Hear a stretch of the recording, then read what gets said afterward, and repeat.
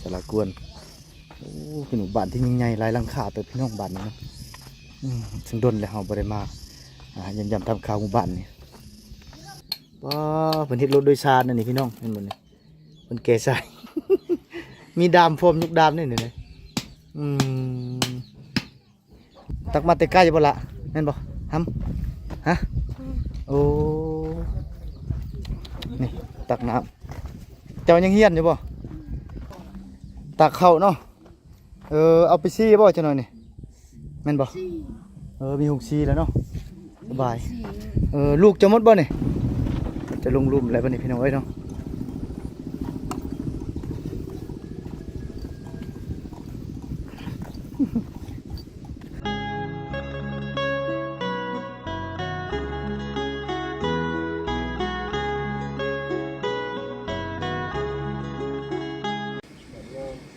สบายดีท่านผู้ชม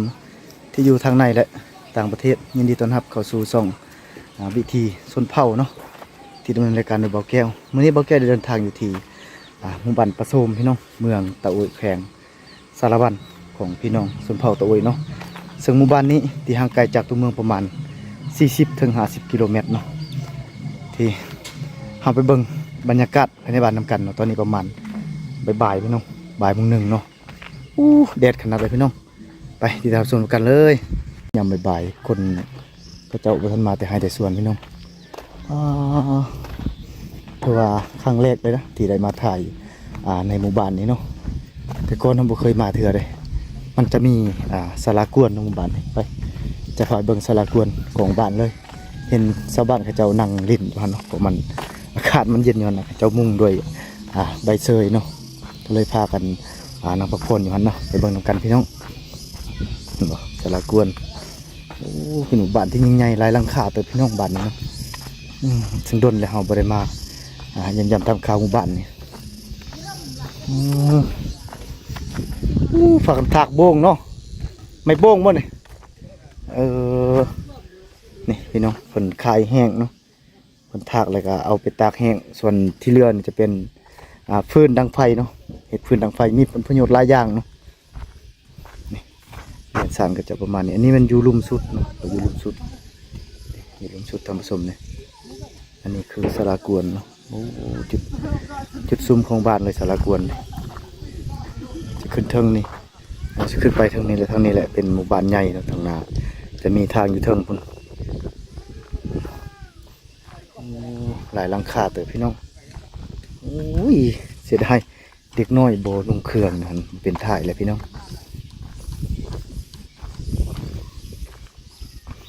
มาทางในประมาณนี้พี่น้องอันนี้จะเป็นพ่นมุงด้วยใบหญ้าเซยเนาะที่แท้มันเย็นสุ่มขนาดแน่เห็นใส่ตอกมัดได้นี่บ่ได้เอาลวดมัดได้นี่ก็จะใส่ตอกมัดแบบง่ายๆเนาะบ่ต้องเปลืองการใส่ใจนี่เห็นบ่ตอกมัดบ่ต้องใส่งบประมาณไปซื้อเอาวัตถุจากป่าเลยมาเฮ็ดถามงามขนาดพี่น้อง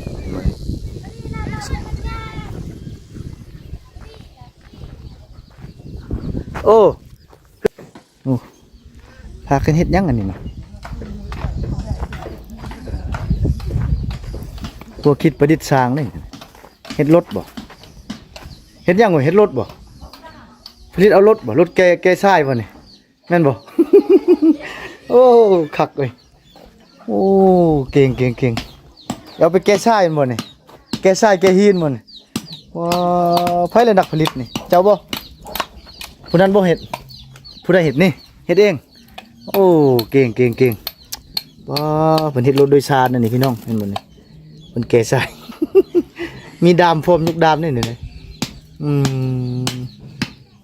บ่ได้เฮียนบ่เจ้าเข้าเฮียนอยู่บ่เจ้าก็เฮียนบ่เฮียนปอได้ปีนี้ปอห้าปอสามผู้นี้เด้ปอสี่โอ้ปอสี่ดีเฮียนอยู่บ้านนี่บ่เห็นบ่เว้าลาวได้เหมือนนั้นเนาะโอ้เก่งเลยเหมือนนั้นเลยพอใจดีมันผลิตรถพี่น้องละน้อยเขตชนบทบ่มีเวียกเฮ็ดผลิตรถขายเด้ขั้นเท่าไรตัวขายนี่40 ล้านเบิ่นบ่ เออเนาะคักแลพี่น้องเอ้ยบ้านยังมันผสมมันผสมเนาะแม่นบ่บ้านเจ้านี่มันผสมมันไปต่อพี่น้องหลานน้อยเพิ่นคักเพิ่นเฮ็ดรถแก้ทรายเพิ่นว่า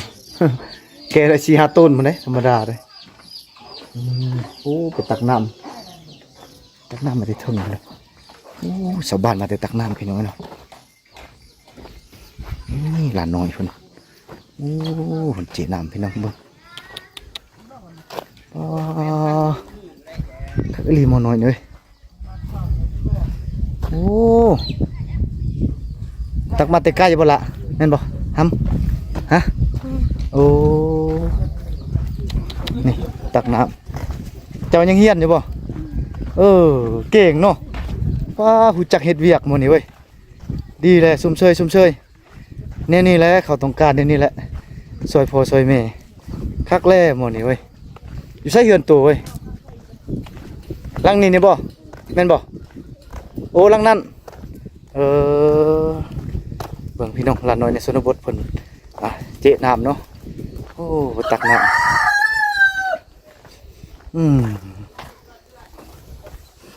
นี่เหือนแล้วเนาะอยู่นี่เองนั่น ป้าเนาะอันเจ้านี่ใช้น้ำห้วยเนาะเจ้าตักทุกมือบ่เก่งหลายพี่น้องนี่หลานน้อยเพิ่นมาแต่ตักน้ำเนาะเฮามาทันกลางทางพอดีไปสิพาไปเบิ่งบนเจ้าตักน้ำว่าเขาตักอยู่ใส่เพิ่นว่าตักเอาน้ำห้วยจะแม่นน้ำออกบ่บ่เพิ่นตักพี่น้องเห็นมาแต่ทางพุ่นอย่างนี้ใบดีเด้อไม่ใหญ่เด้อ อยู่ใส่บนเขาตักน้ำมันอยู่ห้วยบ่น้ำลิ้นบ่โอ้อยู่กลางบ้านพุ่นโอ้กินเราตักน้ำห้วยบ่แม่นเนาะไป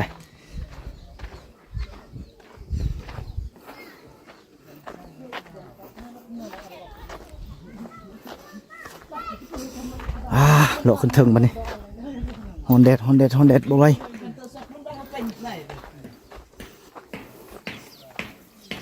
หอนลายไปขึ้นถึงพี่น้องเฮาสิออกไปพุ่นแหละหอดทางพุ่นแหละมันเป็นทางดินแดงดอกทางเข้าบ้านนี่หอนพี่น้อง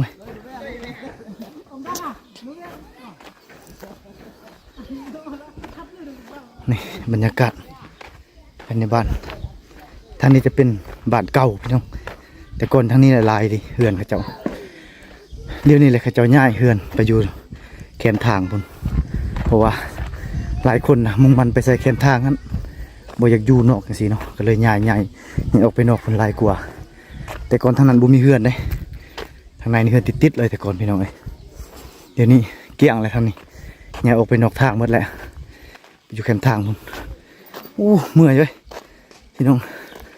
ย่างขึ้นคอยเลยนี่ธรรมดาเลย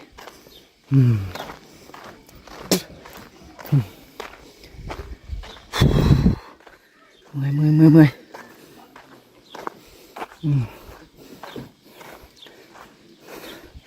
หมู่บ้านนี่หลายหลังคาแต่ว่าบ่ค่อยมีกิจกรรมพี่น้องเพราะว่าเขามาตอนเฟ้นเนาะตอนบ่ายกันเนี่ย1 โมงตัวนี้ถ้าเขามาตอนแรงกิจกรรมหลายอันหลายอย่างในบ้านนี่พี่น้องเนาะมีโอกาสมื้อหน้าเขาจะมาใหม่เนาะมาถ่ายยามแรงๆประมาณ4-5 โมงชาวบ้านเขาจะมาแต่ไห้แต่สวนอันนี้ชาวบ้านกำลังเฮ็ดเวียกอยู่ยังปลูกมันช่วงในช่วงปลูกมันพี่น้องเมื่อย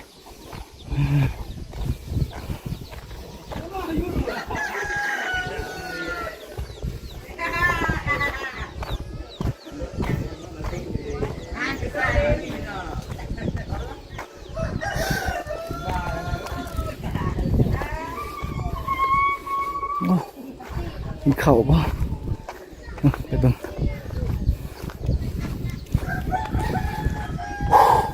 เมื่อยโอ้ยังปนข้าวให้น้องจะบ่นั่นบ่น้องจะบ่ กินข้าวบ่เฮ้ยเฮ้ยมันบ่ยานเลยบ่ยานน้องบ่ให้เนาะโอ้เมื่อยไปเบิ่งขนาดเฮ็ดยังกินส้มบ่โอ้ว่ากันนั่งกินส้มเลยพี่น้องโอ้บ้านนี้ควายหลายตัวเว้ยเห็นบ่ท่านผู้ชมมีแต่ควายควายหลายตัวเว้ยกินยังกินข้าวหรือกินส้มโอ้ตักข้าวเนาะเอาไปซี่บ่จังหน่อยนี่แม่นบ่มีหุงซี่แล้วเนาะสบายลูกจะหมดบ่นี่ล้านบ่2 4 5คนกับผู้นั้นมันเขาเฮียนหมดบ่ผู้นี่น้ำยานดีแหละดีมันนั้นขึ้นระยะนะเพราะอะไรอันที่ท้ายจูแกจงปลาดุงเนาะนี่ได้เป็นอายเพิ่นเป็นอย่างตาเป็นอย่างนั้นนุ่งชินอย่างดีสาวนักเขียนน้อยพี่น้องเอ้ยเนาะนี่สาวนักเขียนน้อยสบายดอกเฮียนติดกับบ้านนี่เนาะ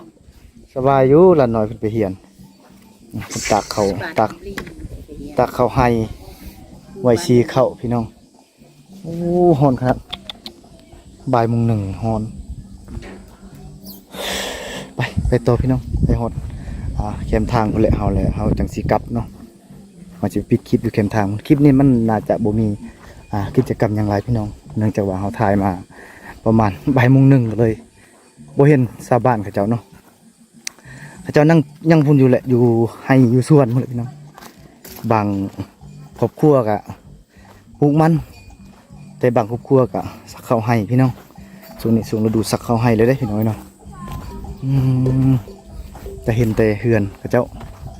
เฮือนใส่มันส่งแต่บ่มีเฮือนตูบเลยเด้อเดี๋ยวนี้เด้อมันบ่คือแต่ก่อนเนาะแต่ก่อนตอนเบาแก้วอย่างน้อยๆนะแต่บ่มีโทรศัพท์ถ่ายตอนนั้นมาตอนอย่างน้อยๆมีแต่เฮือนตูบเบิดเด้แต่แถวนี้บ่มีเฮือนแถวนี้แถวลุ่มพุ่นมีแต่หลังน้อยๆหลังตูบใส่อันนั้นมุงด้วยหญ้าขาพี่น้องอันนี้มันเราเข้าเนาะเราเข้าก็จะมันบ่มาเฮ็ดจุดเดียวนี่เราเข้าพอแต่ก้อนนี่มันเป็นแต่ก้อนเป็นนอกบ้านได้เราเข้านี่ได้แต่เนื่องจากว่าเขาเจ้าย้ายมาแต่พุ่นแล้วมาอยู่ทางพี่มันก็เลยเฮ็ดให้เราเข้าอยู่กลางบ้านบัดนี้กันบ่แม่นอยู่นอกบ้านแล้วนี่ถือว่าใกล้สุดจากเราเข้าไปหาเฮือนก็จะอยู่นะแต่ว่าเขาย้ายออกมาอยู่นอกพี่เห็นบ่ทางนี้เฮือนหลายหลังเลยออกมานี่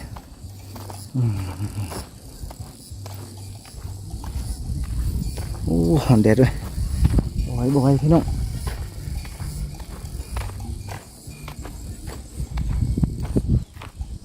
โอ้นี่คนตักน้ำไปเบิ่งคนตักน้ำก่อนโอ้ตอนเพลนตอนบ่ายก็มีกันตักน้ำเนาะโอ้น้ำสะดวกเป็นน้ำลิ้นพี่น้อยเนาะ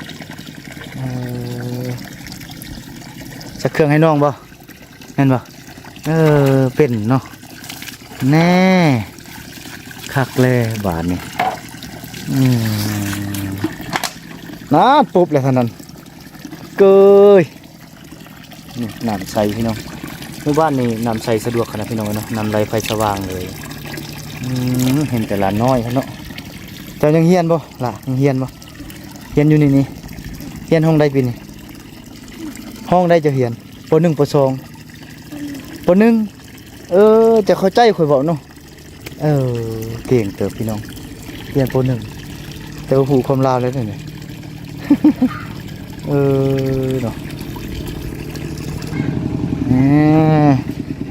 มาตักน้ำกินบ่ดังน้ำกินเลยน้ำใส่นี่ฮะ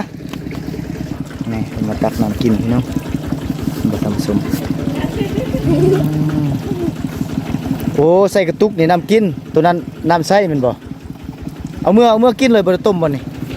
ตักเลยมื้อกินเลยบ่บ่ต้มเลย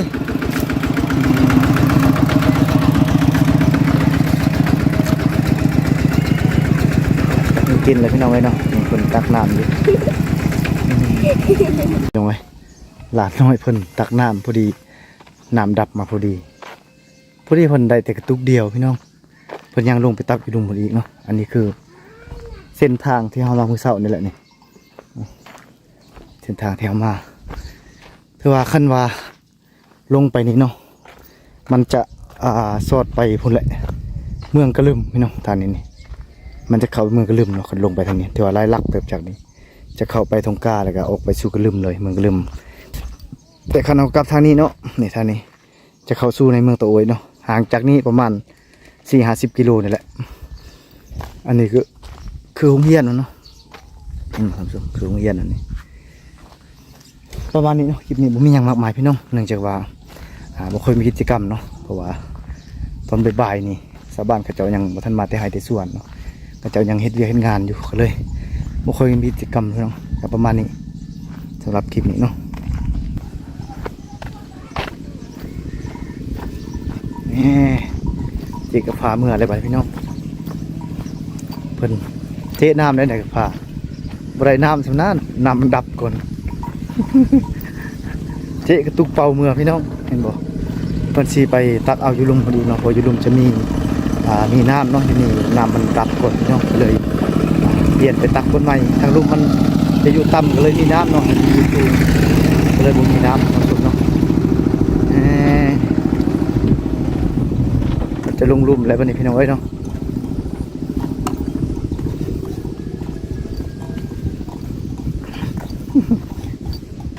อาจจะเป็นมือเฮือนบ่นี่บ่อยู่ซิเลอร์เฮือนเจ้านะบ่เฮือนจะอยู่ลุ่มพุ่นบ่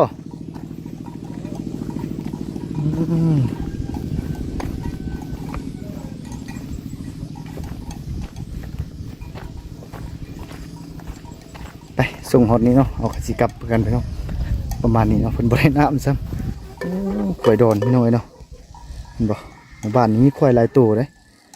ตัวฟรีขนาดนี่เราเข้าพี่น้อยเนาะนี่งามมันดีควายนี่